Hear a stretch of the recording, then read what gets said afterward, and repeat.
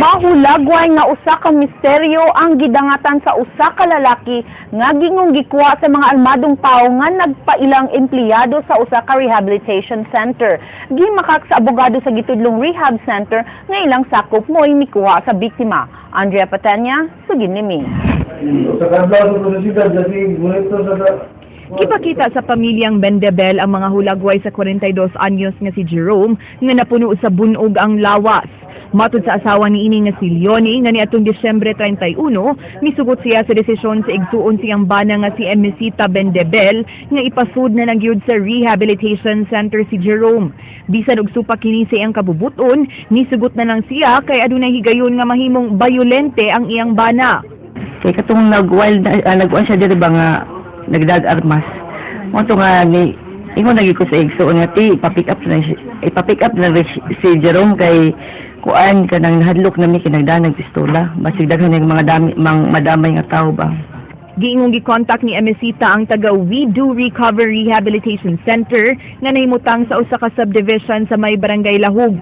Pasado alauna sa kadlaw ni atong Petsa 1, miabot ang mga lalaking luwan sa usa ka pajero aron mukuha ni Jerome sa lungsod sa Balamban. Midango pa ang maong mga lalaki sa Balamban Police Station aron magpa-assist apan Bentahan ng mga papel, mga daliglimen sa pag-pick up ng tao. Kung ano na ikapagkita, so, ibalibaran na usang, ipagkumplito na inyong papel, balik mo diri kay kawanan mo pulis. Giingong ni padayon gihapon sa pagkuha ni Jerome ang mga lalaki. Nakugang na lang si Leonie nga human ang 4 ka oras, gipahibaw na lang siya nga dead on arrival na ang iyang bana sa Perpetual Succor Hospital. Una siyang gipahibaw nga heart attack ang gikamatyan ni ini apan wa siya mituo. Pagkakita niya sa lawas, puno kini sa bunog.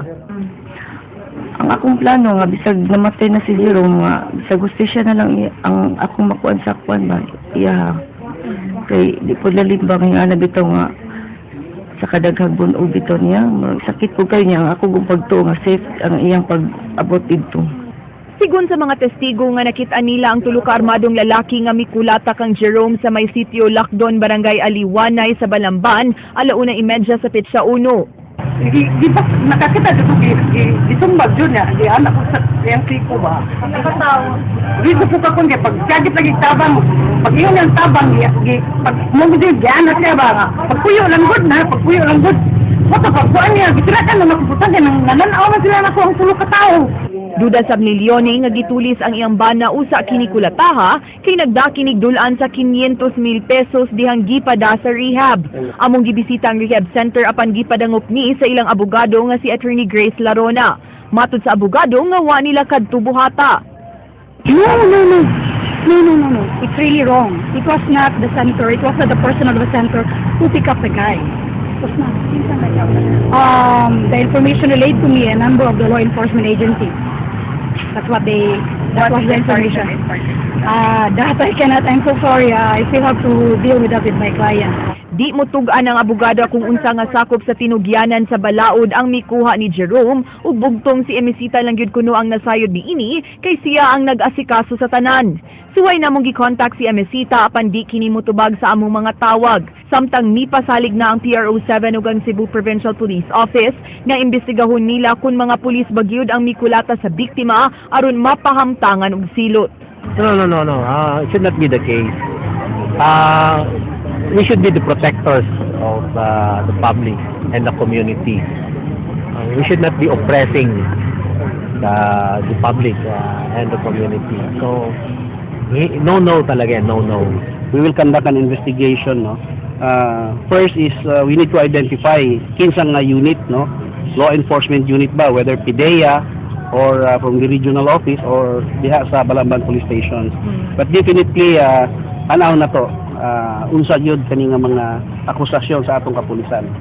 Andrea Patenia, News 5. Gidakop sa kapulisan sa Dakbayan sa Sugbo ang 2 ka lalaki nga milihay sa gipahigayong checkpoint kagabi.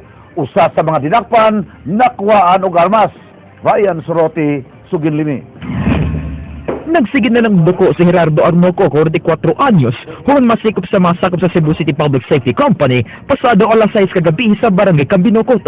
Suway nga milihay sa checkpoint si Arnoco, samtang nagsakay sa gimanyang motorsiklo, sa iyang higala nga si Mingel Quiros, 35 anyos, usa ka mag-uma. Diyang nagunitan sa pulis ang t-shirt sa driver sa motorsiklo, giingong gibunlot ni Arnoco ang ginlokot ni ini nga armas. Ikas mo yung gapon ito, nga puglan nga tumba.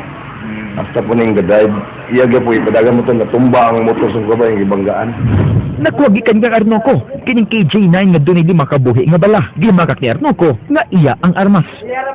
Ato din ka paimo na to? Pero dapat ko rin. Repito yun. Pero kada mo karmas ni. Iuli na kita na namo, sir. Lagi ko sila, inom-inom sa ito, gamay. Kaila din mo. Nasuta usab sa kapulisan nga nakainom ang duha ka dinakpan. Gisusi karon sa kapulisan ang posibilidad nga sakop sa usa ka armadong grupo silang Arnoco ug Quiros. Mga balita diya nga nako na mga armed person nakibaw kung saan kung ano klasihan ni sila so kung ano ito pang-verifiyan for the verification. Ryan Serote, News 5. Patubagon sa Pesag 7 ang security agency sa Kwartya nga namusil ug nangawat sa gialagarang bangko sa lungsod sa Daanbantayan atol sa bag-ong tuig. Padayon sab ang manhunt operation sa kapulisan human Masayre nga nakagawas na sa lalawigan sa Sugbo ang suspect. Andrea Patenia, Suginlimi. About the guard to enable. Ipatawag sa hepe sa Firearms Explosive Security Service Agency and Guard Supervisory Section Confesags ang tagduma sa Ricarte Security Agency aron pagsuta kung lisensyado ba gyud ang ilang gwardya nga si Berly Tudtud. Si Tudtud ang gitumbok ka suspect sa pagpusil patay sa iyang kaubang gwardya sa Fairbanks sa Daanbantayan nga si Dean Deserto, sa kapuyo ni Deserto nga si Celia Torre ug ang accounting teller sa maong bangko nga si Jeneline Megabon. Gituuhan sab nga gidagit ni Tudtud ang 80,000 pesos nga kwarta gikan sa gitrabaho ang bangko. Gawas nga ilag ipapresentar ang lisensya ni Tudtud, tan-awon sab nila kung nakaagi ba gyud si Tudtud og neuropsychiatric test. To check if they are able to handle such tasks sa ilang sudla na responsibility. Kung mapakyas pagpresentar sa maong mga dokumento, masilutan matud pa ang security agency. Samtang tambag ni Superintendent Sanchez sa tanang tagduma og security agency, nagawa sa pagsiguro nga ana sa insaktong pisikal nga kondisyon ng ilang mga gwardya, i-monitor sab unta ang mental ug emotional state ni ini aron malikayan ang mga panghitabo sama ini. In fact, they have their respective supervisor, area supervisor to check on the sa mga gwardya sa status, sa physical status, appearance, and other requirements na tanaw nila to boost the moral sa tao. Padayon sab karon ang manhunt operation batok ang Tudtud. Gani gipangita kini karon sa tibuok tunga-tungang Kabisayan, human gikatahong nakagawas na kini sa lalawigan sa Sugbo. We receive reports nga ang suspect nidagan sa iyang mga relatives outside Cebu, and also we coordinated with other police officers, no, especially kanang mga area para sa sayong nga pagdakop sa suspect. Panimaos karon ang labing dakong anggulo nga gitanaw sa kapulisan ug matud pa, klaro kaayong planado ang maong krimen. We receive reports that kanigong gwardiyaha i-terminate na ang iyang serbisyo, no. And nasa yung mga personal grudges between the guards, no, on duty about siguro kanang mga dutyhan nila, no, usahay malate and then maunay hinungdan sa mga away. Love triangle sabang usa sa mga gitanaw nga anggulo karon sa kapulisan, human apila ni Tudtud pagpatay ang kapuyo sa kauban niyang gwardya. Andrea Patenya, News 5. Udob ka mga sakyanan gikan sa subway nagkarambula sa MacArthur Boulevard. Usa ka babae nga wa pa mailhi naggrabihan sa aksidente. Ryan Sorote, Suginlimi. Mga kapatid, aniyata karon sa Bukana sa South Road Properties Tunnel, doon inyo makita karon sa kong kilid ang unom ka mga sakyanan nga nagkarambula. O sa nagayaning maong naggrabihan kining itom nga sakyanan nga naapagali napin. Ang nasa layo ini usa ka babae ang napin sa driver seat dapit. So atong nga nabiyon kini usa sa mga nakasaksi o sa pagresponde. Sir, unsa imong naabtan pag abot nimo ning lugar ganiha? Naabtan ako, pag ako na ko sa akong area, pagtanan ako, nabangga na sila. So asa man ang driver aning nakabangga? Ang driver ni, wala man nagsimba sa Stop mo ni sila, stop. Yang kami, kusog na yapon migdagan ito. Gitudlong responsable sa insidente ang boom truck sa usa sa mga kontraktor sa Visayan Electric Company nga giingong nawad-an og preno. Daling misibat ang driver sa boom truck nga si Geraldo Barcial.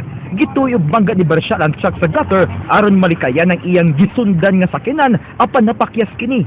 Gikan sa Barangay San Roque dakbayan sa Talisay ang truck. Nagabihan kini pasahero sa puwa nga Toyota Revo ug ang driver ni ini. Daling gidala sa ospital ang duha ka mga angol. Nalagip sa karambola ang gimaneho nga mga sakyan nila Dennis Banzon, Francisco Cagerino, Marlo Caneda ug Evino Morales.